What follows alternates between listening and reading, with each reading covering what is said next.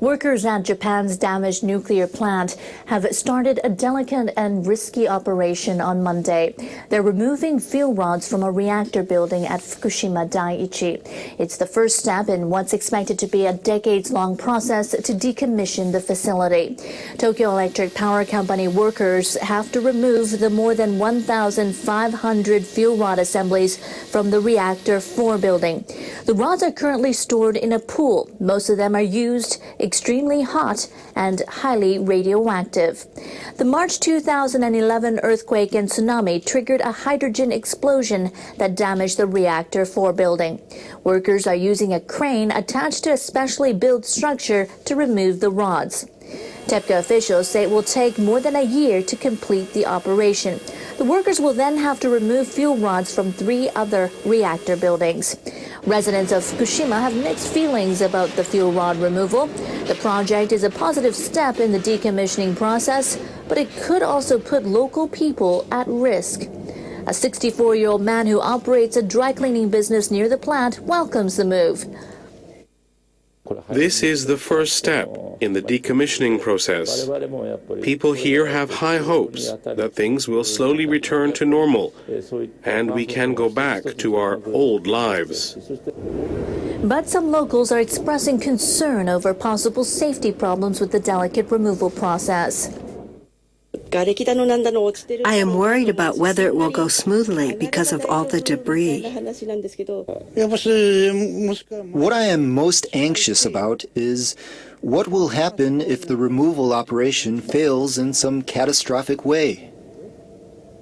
TEPCO engineers spent months preparing for this operation. NHK World's Noriko Okada shows us how crews will be carrying out the work.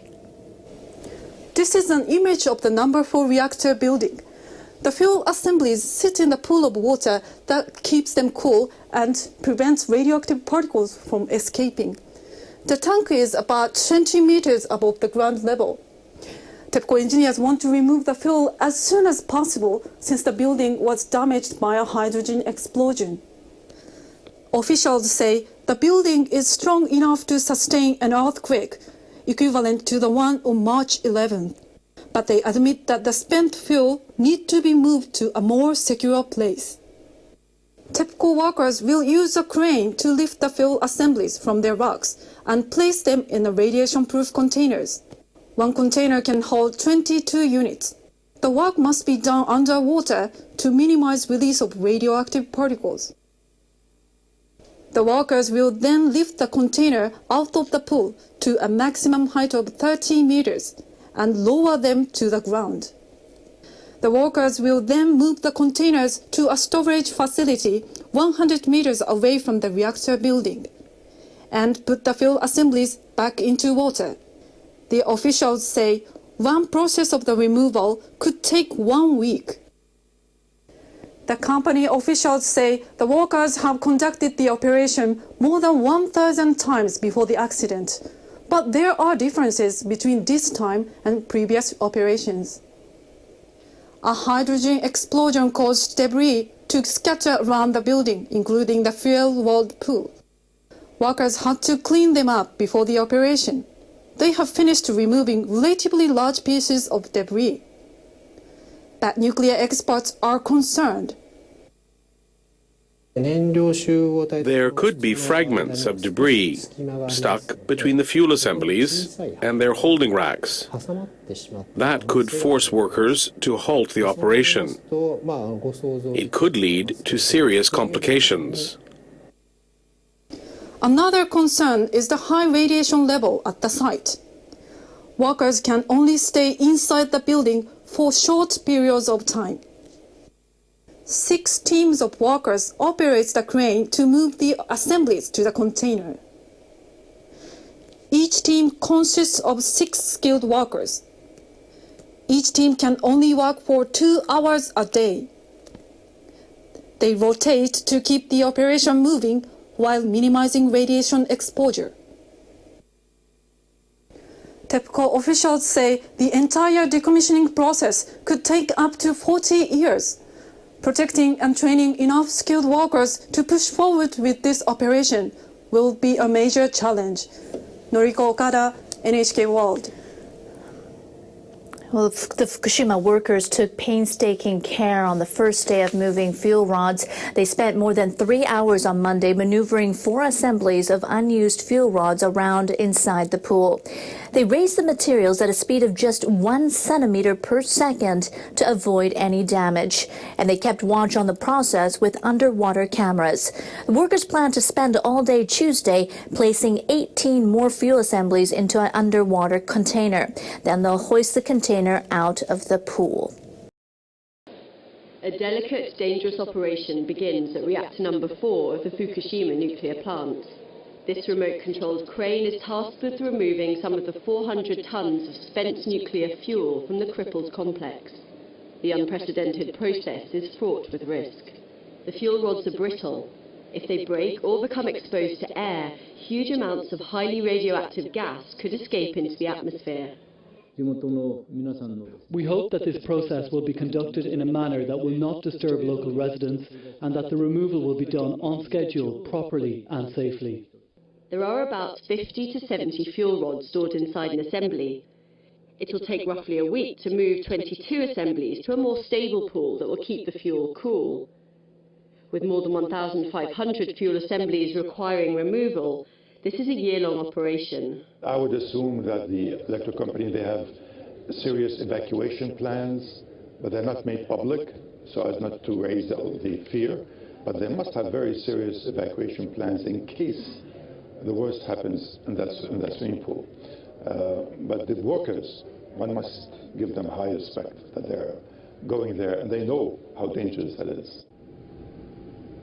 The earthquake and tsunami of March 2011 badly damaged all 4 reactors at Fukushima, but Unit 4 avoided a meltdown. The Tokyo electric power company TEPCO says the current experience will help it deal with the other 3 reactors, where radiation levels are much higher because of core meltdowns.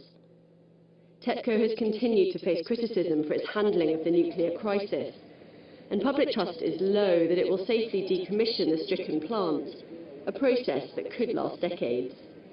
Joanna Blundell, Al Jazeera. The operating company at the stricken Fukushima nuclear plant in Japan has begun the risky but crucial task of removing radioactive fuel rods from one of the 4 reactors. In a process due to take over a year, more than 1,500 tubes must be lifted out of a storage pool. A key question is whether the fuel rods were damaged during the disaster and may leak during removal. Unit 4 of the plant was offline at the time of the earthquake and tsunami in 2011. Its core didn't melt down as the other 3 did, but hydrogen explosions have weakened the structure. The first stage will see 22 of the 4.5-metre-long tubes removed over 2 days and placed in a common pool with a cooling system. The casks must remain watertight during the operation and have no contact with air. An American expert taken on by the operator says he's confident TEPCO will do a good job, but several other engineers warn that any errors could see sudden leaks of radioactive material. Meanwhile, reports say TEPCO is looking to shed 1,000 jobs.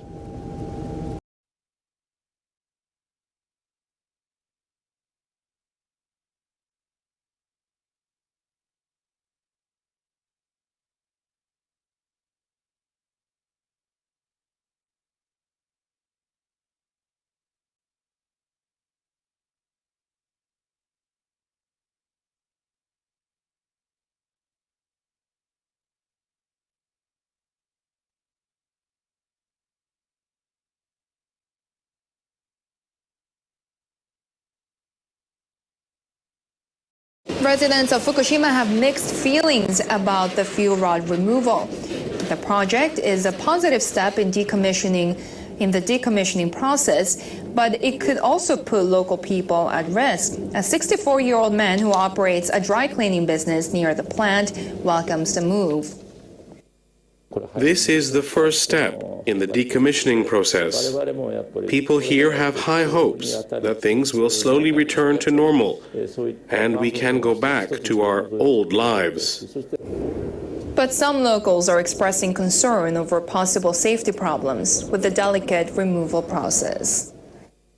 I am worried about whether it will go smoothly because of all the debris.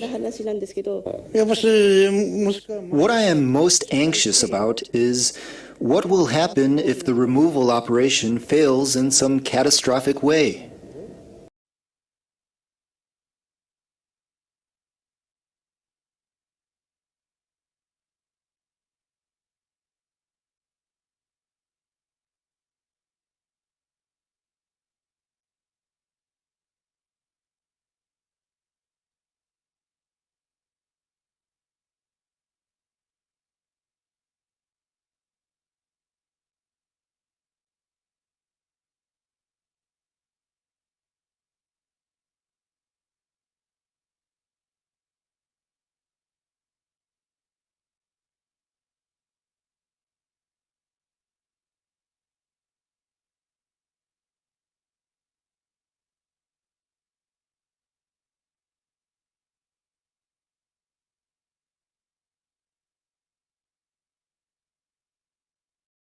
Members of Japan's ruling party are defending a bill to give the government sweeping powers to keep secrets. But some opposition lawmakers want to make sure state secrets aren't classified arbitrarily. The leaders of the ruling coalition hope to pass the bill through the lower house this week. They want support from as many opposition members as possible. The leaders say government officials will report yearly to the Diet and a government panel of experts on designation and declassification of secrets. It's my hope that many people will participate in the debate. I'd like everyone to cooperate so we can enact this bill.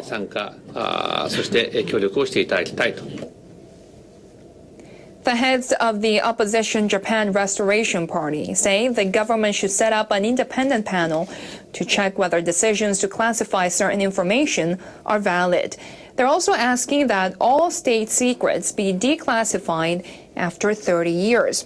The leaders of the opposition Your Party want the bill revised to have the cabinet manage all sensitive information.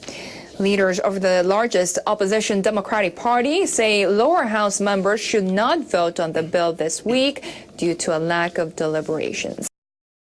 Farmers are showing an interest in a system that can help stabilize their income. It involves installing solar power panels on their land and selling the electricity they generate. In this next report, we meet a man who's at the forefront of this movement. NHK World's Noriyuki Sakai reports. The city of Tsukuba lies in Ibaraki Prefecture, about 60 kilometers north of Tokyo. This is where the farmer has installed the solar panels. Altogether, there are 580, enough to generate electricity for 15 homes. Ken Matsuoka set up the system. Until the spring of this year, he worked as an engineer, researching and developing electronic parts. But he had become interested in farming. So he left his company and started up this farm, along with the alternative power facility. The system is generating power at almost full capacity.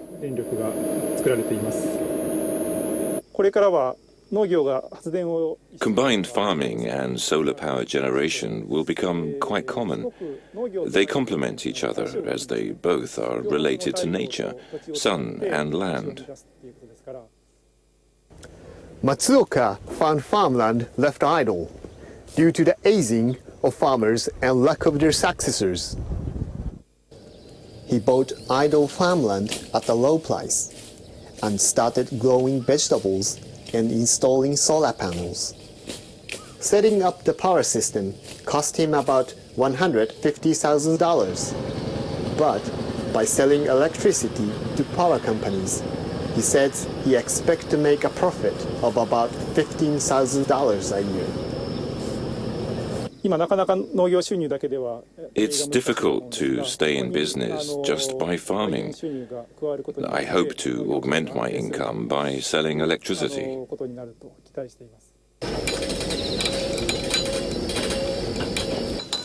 Matsuoka took full advantage of his engineering know-how. He can alter the angles of the panels. This enables him to adjust the levels of light depending on the season, the weather, and what he's growing.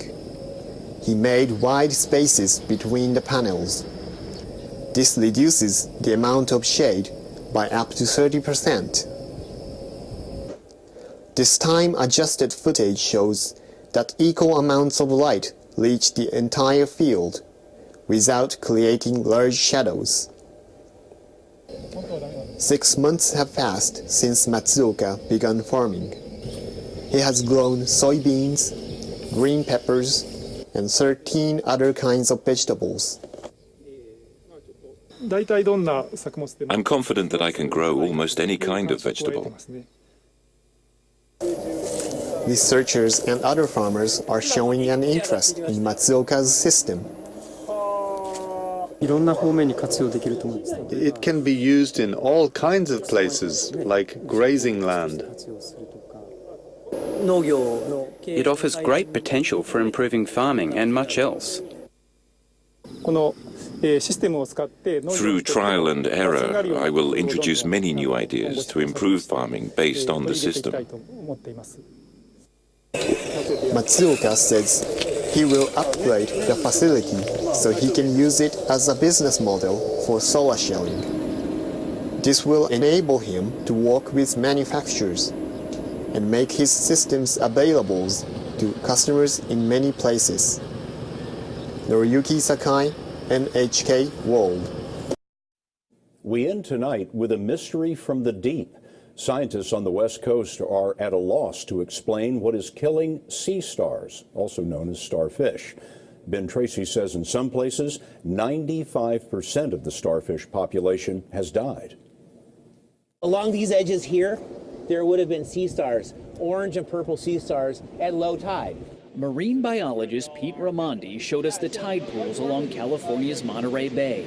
Thousands of bright sea stars usually line these shores. In less than 2 months, they've vanished. How big of a mystery is this as to what's going on here? It's immense.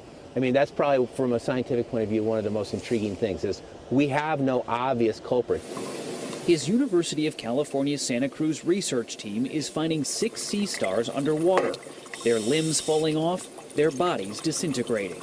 How quickly does it go from healthy sea star to nothing? Sea stars can go from perfectly healthy to completely decomposed overnight. This time-lapse video shows a sea star infected with white lesions. One by one, it loses each of its arms. This happened in just 7 hours. This wasting disease is typically caused by bacteria. It often happens during El Nino years when ocean temperatures warm and bacteria grows more quickly.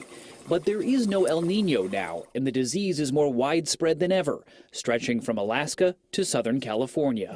This was a healthy sea star population last year near Vancouver, Canada. This is what it looks like now. We've never seen it like this, never.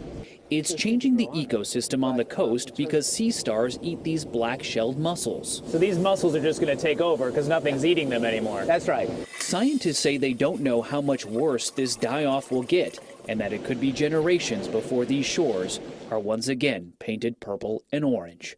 Ben Tracy, CBS News, Santa Cruz, California.